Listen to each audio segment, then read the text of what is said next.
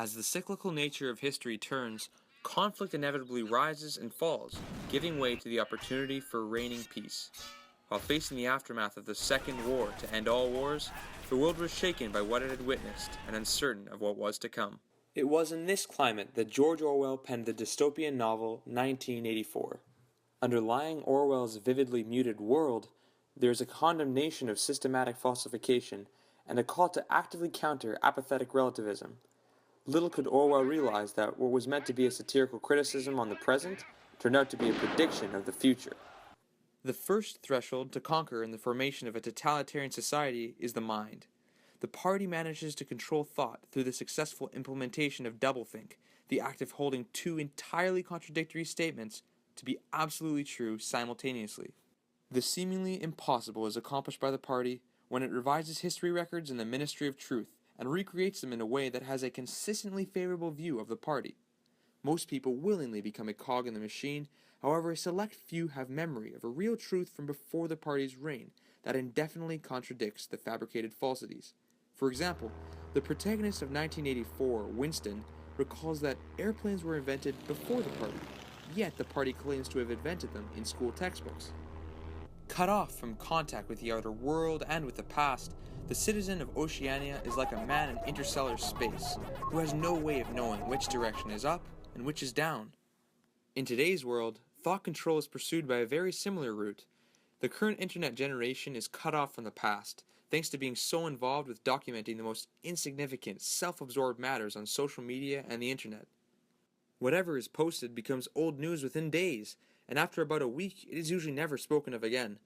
Most people place their entire trust in news sources supporting government agendas, such as CNN or Fox News, without realizing how truths have been altered or heavily opinionated. Once such collective ignorance is widespread by means of the internet, the sheer scale makes the message as effective as the revised history of 1984. The diminishing language also contributes to the lack of required individual thought. Political leaders utilize sound bites, canned arguments carrying simple, easily digestible truths that stick to the ear and eventually overpower rationality through numbers alone. Within such arguments are words that are liberally tossed around by the generation without an attention span. Euphemisms are used to rename actions like euthanasia with mercy killing or assisted death, to distort the original meaning so that it implies a positive disposition. It suggests that such actions can be justified by tacking on words such as mercy or assisted. By controlling how party members think, the government of Orwell's Oceania is also able to further govern how they speak. The party depends on those unquestioning beings such as Parsons, who not only endure the politically driven newspeak, but are in fact enthusiastic about its promotion. As a result of collective social conditioning, none other than the value of the human person is stripped away. It is in this light that all party members fall into a glaringly similar routine, united in the support of an infinitely receding ideal. Collective practices such as Hate Week, the daily 2 minutes hate, and community center involvement complete the indoctrination of the person to the point that they become dispensable hate machines. The value on human life is further challenged by the unadulterated violence that the citizens are exposed to. For example, when a bomb lands in the street, killing a score of civilians, and Winston kicks a severed hand out of his path while walking past the aftermath, a striking desensitization can be perceived. The depiction of violence in today's world has also desensitized the public to death and to suffering.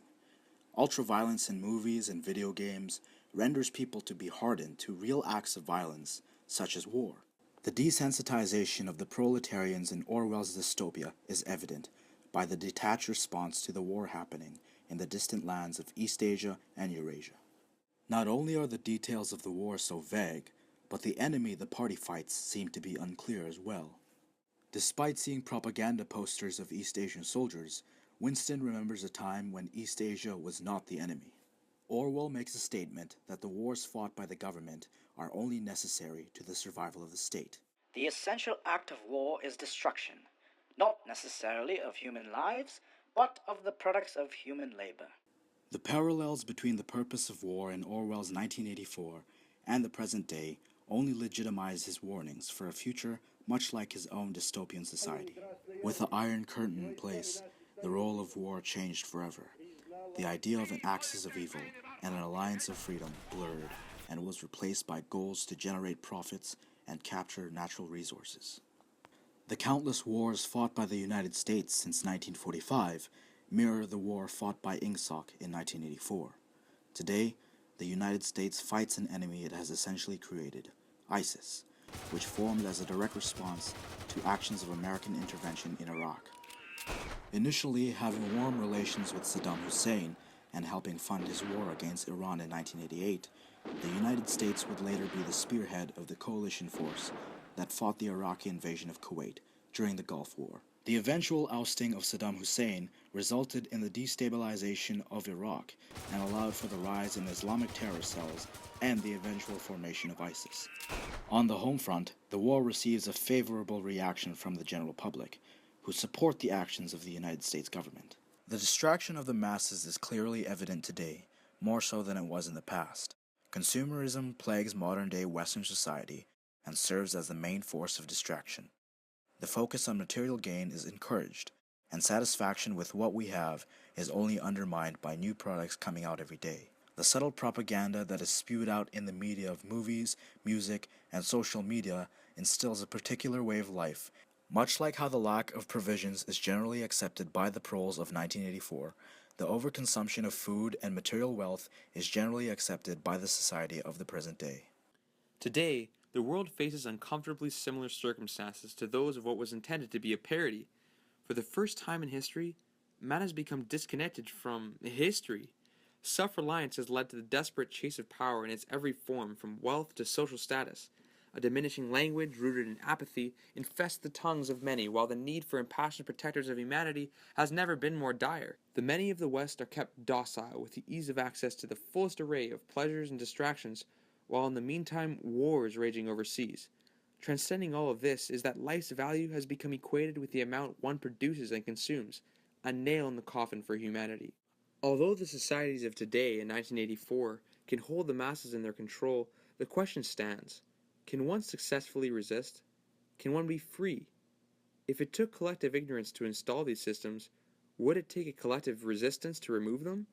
As Orwell says himself, The moral to be drawn from this dangerous nightmare situation is a simple one. Don't let it happen. It depends on you.